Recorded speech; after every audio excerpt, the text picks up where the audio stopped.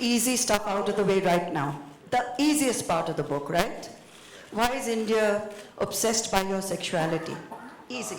Well, that's for some reason, as I said, the word conjecture is a word I use very often on my talk show. Well, that is because when people don't have final answers, they tend to kind of, browse around the topic always. And so have I. And but in the book, I've said what I felt the need to, and I've said it in a way that I felt I needed to express it. And there's really nothing more to say. So I think that every answer anyone's looking for is in the book. You know, there are several moments in that book where you talk about people confronting you at airports, at parties, and saying the most gross things, the most insensitive things, and you come back to them is sassy but also a little sad. Why should anyone have to explain any aspect of their lives at all or defend it? I think people sometimes, when you're in the celebrity zone, I think people tend to sometimes just not know what to say.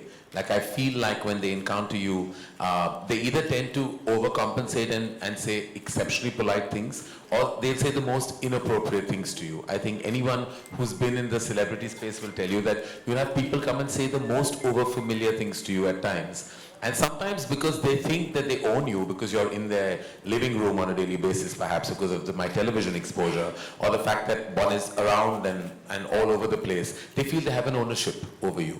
And sometimes that allows them to kind of cross the boundary of decency. And they'll say things that are inappropriate.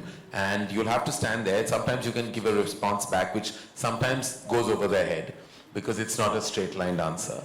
And sometimes you use sarcasm, which also sometimes doesn't get a response. Sometimes all you do is just, like Shahrukh told me the other day, that now when people say things, he just nods. Because there's nothing else to say. Sometimes you just nod because people say the most bizarre things, and sometimes it's members of the fraternity, sometimes it's members of the media within the fraternity, sometimes it's random strangers at an airport, and you have to just deal with it. There's nothing you can do. You can't. At least I'm not the guy who's going to start getting into a fight, because I don't think I'll have the ability to handle it if I was at the receiving end. So I just let it pass. May I share that one moment at the airport, which is in your book, so everyone's going to read it anyway, where a person comes up to you, his wife is with him, and he walks up to you and says to you, "So, are you a homo?" Yeah. And your response is, "Why? Are you interested?" And I thought that was just fabulous. That's, the aplomb and the tight slap that probably the man warranted. Well, it was it was what came out, literally it just came out very, because I thought it was an exceptionally inappropriate thing. And the wife was clicking a photograph of mine while he was asking me this question. And he asked me, patting me on my back. It wasn't just a car. It was an overfamiliar pat. As if I had, we had dinner last night and he decided to ask me this question early in the morning. And it's happened to me. It's also in the book when I was on the launch of a channel, and it was an early morning breakfast interview where I was asked an inappropriate question, and I was completely shocked that we were on national television. Of course, it never made it because they realized that it was completely wrong. Fortunately, it wasn't a live telecast. But sometimes you just wonder whether people just don't have the sensitivity or the decency, or to sometimes use language to ask a question that may not come across inappropriate. There are various ways. I'm a member of the media myself. I host a talk show. And I know sometimes when you want to kind of ask something, you can circumvent it with words and vocabulary. You don't suddenly just go up there and ask in the pretense of being completely candid, or then irreverent or perhaps overfamiliar. But the surprising part of the book, towards the end of the book, when you talk about maybe going on to dating sites, I found that fascinating, that you went on to an elite dating site and a date was set up for you in Tokyo. And you said, why should I go to Tokyo to meet someone? How did you get onto these dating sites? That's a story in itself. Sometimes you have to kind of scratch the surface to find, what's not immediately available. So there are various ways and means I think people sometimes have to kind of look at. When you're single and 44, you'll probably go through every kind of possible available I opportunity. thought that was fantastic because most people would not admit it. I would have actually liked to give the But they name. won't. It was a selective, I would have liked to give the name, but they're so exclusive and quiet and have full, like, disclosure issues. So that's why I didn't give that information. Not that anything's come out of it, and I'm not a success story of their agency at all. In fact, I'm a rather, apparently 2 out of 3 people succeed, and I'm that one who failed. You also talked about 3.5 failed relationships. 1 true love, and I think 3.5 failed relationships. You've spoken about it with a great deal of some amount of regret, but compassion, empathy about why they didn't work out. Well, they were not any relationships. They were mostly unrequited love situations, which is great fodder for a filmmaker, not so great for a personal life. I suppose that comes from your sense of indulgence and over-expectation. Sometimes you tend to expect from quarters that won't deliver, and that invariably happens when, and that's what I call indulgence. Is like if I had a pragmatic approach to love, which is not possible with me, I would possibly have been in a long-standing relationship, but I've always desired what I know I can't have. You also talked about divorce being the new marriage. And throughout the book, there is a kind of a strand which keeps going back to infidelity. And it's like almost a semi-obsessive aspect of your creative process to deconstruct everybody's marriages and to see who's cheating, who's lying, who's living a lie. Because truly, in my experience, I think there's much ado about fidelity and infidelity. I think sometimes true emotional relationships can go beyond those. And being a single bystander, you tend to be so close to so many relationships and marriages. And in my experience, and I say this, and I don't have any kind of, with all kinds of moral policing on my statement, I'm sure, but I don't think infidelity is a deal breaker.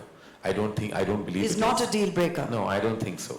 And I feel like it's very individualistic, it's as per each one's life, and I feel like I'm not judgmental about it at all. And I'm not sure if I'm capable of complete fidelity, even if I was deeply in love. But in your film, when you're talking about the process where you were going to shoot the scene, very interesting conversation that you had with Shahrukh, when all of you had second thoughts whether to go all the way and show Rani and him in bed or suggest that they've actually had sex, where you were advised against it, and even Shahrukh was not sure whether it should have that scene or it should be like the Meryl Streep scene where it ends without them actually doing it. I was in a zone of abandon at that time. I was like, I felt I had wings. I wanted to fly as a filmmaker. But when I look back, I feel like I remember very clearly, and I've said it, that when the scene was going on, I was watching it at a preview, and there was a very traditional couple watching it. And the moment Shahrukh and Rani check into the hotel in Kabhi Alvida, the lady turned to her husband and he said, "Don't worry, dream sequence hai." And because they imagined that this is not possible. In a Karan Johar film, it's not possible that this would actually transpire. At the moment they realized it was not a dream sequence, 5 minutes later they were out of their cinema halls. So I realized that, sometimes topics like this are brushed under the carpet in our society. We don't like to watch what is startling and truthful on celluloid. We like to watch virtue and morality, say the right messaging. The moment you make viewing uncomfortable, the moment you say things that hit you hard, those are the films that bother you the most, and you have extreme reactions. Kabhi Alvida had extreme reactions. I had people come and say, I hated it. The only reason you can hate it if it's the truth of your home. And it's the truth of your marriage. You can't hate that film otherwise. Or had people say, it's uncomfortable to see this film with my spouse. Because what do you say after? Oh, I loved the film. What did you love about it? If I hated it, then why did you hate it so much? So it's basically, it was more commentary. So the film did so much, and someone told me that it did so much better in the West because there's a culture of watching film alone. So there are men who went alone and women who went alone. But in India, we go as a couple or as a family, and it's an uncomfortable watch sometimes. I think that's changing. I see a lot of movies on my own in a theater, and I enjoy it thoroughly. I think I see a lot of other ladies also coming and watching movies. It's changing. Thank God. There's a wonderful chapter on Shahrukh where the first time you meet him and you go with a certain baggage because you're awestruck, you expect to meet a big star and you're completely disarmed because he's so normal, he's warm, he's caring, he's very respectful towards your father. They have a relationship completely independent of? I mean, it was, I remember the day so clearly etched in my head, like it's like it happened yesterday. I grew up with movie stars that were stalwarts, that were luminaries, that we literally looked up to, like Mr. Bachchan. You know, when he walked into the room, there was a sense of like, you know, like glory.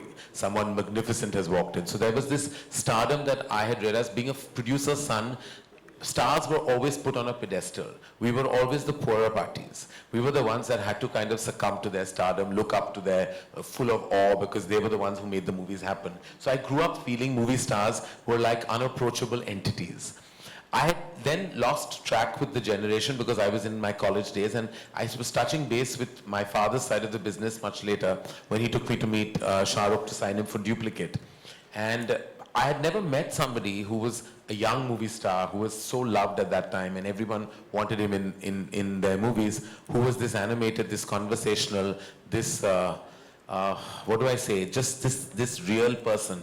So I was in shock. And the fact that he respected my father so much, the fact that he showed that respect meant the world to me, because up to that point I felt like my father had not had the best run at the movies. You know, even with certain people and relationships. And when I saw Shahrukh give him that love, I think I fell in love with Shahrukh at that moment, because I saw the love he gave my father, and that to me meant the world. Nothing else mattered. There's a lovely insight also when you talk about your father. I think that was beautiful, where you said that despite him achieving success by the time you started working together, in his head he was still like a production person. So it was his instinct to carry the bags of stars or open car doors for them. Which my mother went hoarse trying to tell him, Yash, you're a producer, you're not a production manager, you shouldn't be doing these things. It's wonderful that you share it. It was his instinct, he couldn't help it. He just couldn't, like whatever, and it was like, and I of course was born like I was a movie star in my head. Even though I had nothing, in my head I was always royalty. For some reason, I don't know where, my mother always said, I don't know where you came from, because you know, I didn't have their value system, and I was always somebody who lived beyond my means. It was because I was pampered by my father. He allowed me to believe that. He really, when I was 150 kilos fat, thought I had 5 kilos of puppy weight that I should lose. He thought I was the most gorgeous looking son. Could have been a film hero, knowing very well I knew my personality would not allow me to be a lead in a Hindi film at all, but he thought he could have launched me. When we were talking about my first film, he said, "Tu thoda patla ho ja, tu kar sakta hai hero ka kaam." And I was like, at that point, I was like, how do I get love and balance it with delusion? Because, you know, my mother secretly, I think, always knew that I was not meant for certain things, but my father just loved me unabashedly. There's also a wonderful moment that you talk about when Kajol, who you now don't have the same relationship with any longer, but maybe you will in future, when she told you that if you want to establish you want to assert yourself on the set, just come and shout the hell out of me, just come and yell at me to show that you're the boss. And you were faking, you were faking it, she was faking it. But I thought that was very generous of her and very smart of her to think of that. You were young, you were nervous, she was a huge star, and she says, just come out there and shout at me. Yeah, and it's true. It's what happened. It's what's in the book, as are many other things. Kajol, I think enough has been said about recently, especially when excerpts of the book have been out. So I don't want to say any more about the fact that we have great history, and I want to remember just the history that we've shared. This is a moment in that history of nearly 25 years of a friendship. And yeah, sometimes chapters end, books end, relationships end. But yet, you talk about when you hugged Shahrukh at Deepika's party, and suddenly, whatever tension there may have been, melted away. That one hug, there was so much love that was exchanged, and it was all eliminated. I think there are ups and downs in so many relationships, but with Shahrukh, it's there is deep love. There's no other way of communicating the respect and love that I have for him. And I believe that ours will be a dynamic, and ours will be a relationship, and ours will be a connect that will be forever.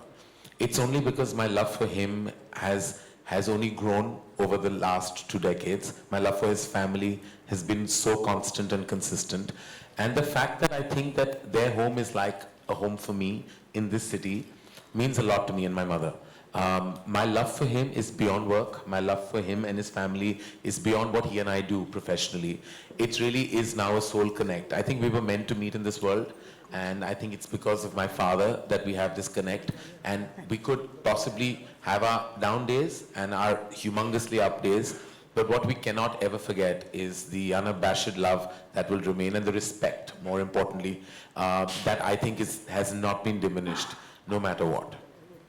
It has a lot to do with both of you being successful, very successful in your own right. You say that friendships in show business can only succeed if the two people involved are equally successful. Is there something like friendship at all in showbiz? I've made some very strong friendships. Everyone in this room today is from my industry.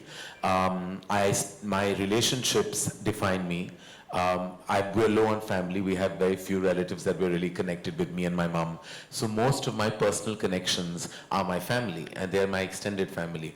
I've made the most amazing relationships. In fact, I say this to Gauri, that I think I'm one of the reasons why I made her love people in the movies. Because when she came in, she was so reluctant to meet people because everyone comes with baggage. But some of my most deep equations and my most solid dynamics have been with people from the movies. So I think it's very unfair to say that relationships, yes, you go through ups and downs and there are always turbulent times, but I have to say that the soul and heart I've found within the fraternity and the industry has been amazing, and I will cherish those relationships for the rest of my life. They're all still there in my life. In fact, I'm a very constant person. People who've been in my life for over 2.5 decades are still there in a very strong space. And finally, your book ends with your expressing a desire to perhaps adopt a child or have a surrogate child, and you talk about this child as your old age kind of a policy, to insurance policy in old age. I think you have reason. I feel I have a nurturing quality in me, and I saw that most when I launched Alia, Varun and Sid. I felt like I can't let go of them even now. Like I feel it's been nearly 5 years, and I feel no matter what they do in whatever capacity they do, when they're on screen or they're at an event or they're anywhere, I see myself staring at what they're doing, what they're saying. That shows that I actually have a sense, and even all the directors in Dharma, everyone in Dharma, to me, I'm maybe age-wise, say a decade apart from them, maybe more than that. But the emotion comes from a very strong paternal space. And I feel like I would like to take that forward. I don't know what I'm going to do about it, but I feel like I would like to be a parent. I don't know in what capacity. I don't know how it's going to happen. I have no clue, and I don't have answers to those questions. But I do feel the need, because I feel I have love to offer. And since it's there, and I'd like to take it forward, because I feel like that paternal instinct needs to be acted upon. And I feel it very strongly. Like I feel like I have so much within me that I conserve, and I feel that love has to have a release, you know, and it's not going into a relationship. It goes abundantly to my love for my mother and my friends and all of them around me. In my company, I love everyone. And to me, I don't think any of them will realize how deeply moved I am that so many of them are here today, and what they mean to me in my life. I sometimes don't express it enough because it's within me, and I feel like that love within me needs to find a platform, and I think that platform could be a parent platform. Karan, I wish you every success. I hope a baby does come into your life. It'll transform you. It transforms everybody who's ever had a child, and I can tell you that from experience. With 4 grandchildren now, I can tell you that with double experience. Yes. So, blessings all the way. Make it happen for yourself. We are very proud of you. We are very proud of the book. It's already a bestseller, and it's got its first brilliant review. So it's a day to celebrate, and may you always remain the wonderful, caring person you are. Thank you. Thank you so much, Shobha and Karan.